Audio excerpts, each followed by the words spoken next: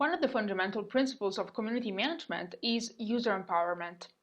You might be surprised to know that user empowerment is a concept used in mental health to indicate that people should be empowered to promote their own health, interact effectively with health services, and be active partners in managing their disease.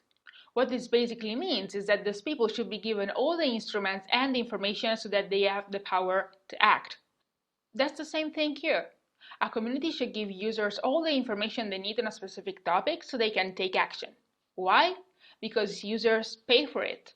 Maybe not with money, but with something that might be considered even more valuable, their time and their attention.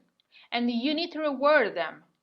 Time is the most precious thing we have, and if someone spends even 1, 2, or 3 seconds on your website or social media page, it's a huge thing, and you should be forever grateful for that. But also, you should do your best so that that person comes back, and to make this happen, this person needs to find valuable content on your page. But what? Only you know the answer to this question, because you already performed research about your target audience, but also because you are the expert about your chosen subject, or the person who best knows your product and brand. You know what a valuable piece of information is for your target. Information is valuable, information is power today. Let's look at an example. TED.com. I'm sure you've visited it at least once and you've watched at least one of their impressive presentations. Why do people keep coming back on TED.com? Easy, because they always find new presentations, which means new information.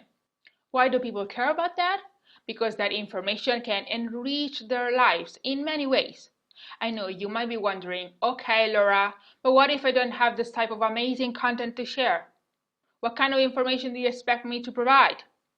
Anything that could be useful. The value of information is not measured by the complexity of the information itself, but by the extent to which this information is able to satisfy a need or solve a problem. If you're selling gardening products, your target audience is probably interested in gardening and might be looking for great tips on how to keep the pests out of their garden or fertilize their plants, not for life-changing presentations about how to make the world a better place by 2030. They want to make their garden a better place as quickly as possible. Never ever think that what you have is not enough and is not worth sharing. Just give it a try and the response will certainly boost your confidence.